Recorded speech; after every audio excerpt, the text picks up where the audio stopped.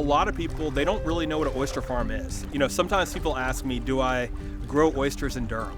Or, do I grow oysters where I live in Newburgh? So people don't know that an oyster farm is just it's a lease. It's a part of the water that you just, lease from the state that's out here with all the wild oysters. This story is not just about oyster farms.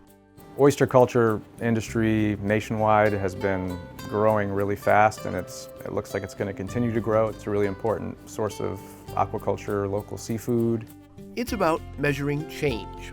Essentially, when you put these oyster farms in, you're transforming the estuarine landscape to some extent. You're taking an area of the estuary, which is important for natural resources, and you're converting it into a mariculture operation. But the effects of oyster farms on fish habitat isn't known. Do the fish like it? Does it destroy the habitat? What are the costs and benefits of it? Researchers want to know how oyster farms are changing North Carolina's estuarine coast. You're taking what is probably a semi-featureless bottom. Most oyster leases are on muddy bottom, sandy bottom, and you're putting in your oyster bags, right? All these pilings, you're putting in ropes, you're putting in buoys, right? So you're adding a huge amount of structure to that area, right? And so clearly, fish are going to act differently or in a highly structured environment than the way they would act on just empty bottom. So this is also a story about how scientists got creative to answer an important question. The initial project that we did was build our own miniature oyster farms and measure them continually over the course of 4 years and record how many fish are in these areas. We recorded fish abundance before we put these oyster farms in, and then we continued to monitor them for 3 more years to see how the fish abundance has changed over time. So this is an ARIS, and this is an acoustic imaging system. So basically, what it allows us to do is it shoots sound, right, kind of like an array, a beam coming out of here of sound into the water. And what we were able to get from that is essentially like a video of what's in the water column. We can sample, across an oyster farm and look right past all of the oyster gear and not have to worry about entangling nets and things like that. Additionally, it allows us to watch the movements and the behaviors of the fish without interrupting them with fishing gear. So we get an idea of the natural behavior of fish on oyster farms using this technology.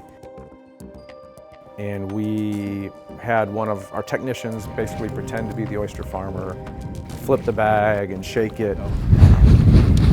And we would record with the sonar in real time. And a lot of times it was just a swarm of fish, because when you disrupt the oysters, a lot of these small crustaceans and particles are showering off of the oysters, and the fish are just gobbling it all up. We find that the abundances of fish are about twice as high on oyster farms as compared to a nearby tampered control habitat. North Carolina has strict rules about where oyster farms can be located. For example, oyster aquaculture can't be located in seagrass meadows. But there's also the question of what the fish are doing on the farm and how the farm is connected to the surrounding habitat. To address that question, we did a tagging study. We used acoustic transmitter tags. We tagged about 30 fish, and we tracked their movements on a minute-by-minute basis. Researchers captured and tagged sheep's head, a fish that lives around structures such as docks, or in this case, oyster farms. Tiny electronic tags were surgically implanted in the fish. After recovery, the fish were released back into the estuary. So we had 9 transmitters just like this kind of surrounding the farm, and then we had a bunch that were sort of farther placed away. Each of these transmitters pick up the pings from those acoustic tags, and each fish has a unique tag, so the actual acoustic signal it sends out is unique for each fish, so we can identify the individuals.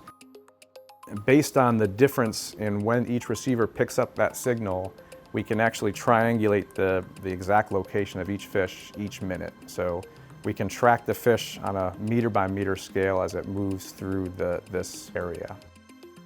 And it turns out the oyster reefs and surrounding estuary became one giant habitat for the fish. The population appears to thrive. They're not just kind of showing up and leaving quickly. They're staying in the area and they're using surrounding habitats and then coming back to the farm. And then there was the aha moment. As soon as the sun sets, right, they basically stop moving. They come back to the oyster lease or some associated structure, and they basically stop pretty much all night long. And then sunrise, they all start moving again, right? And I mean, like, all perfectly in sync, right? They're all sitting completely still. The sun comes up and they're all just like all over the place.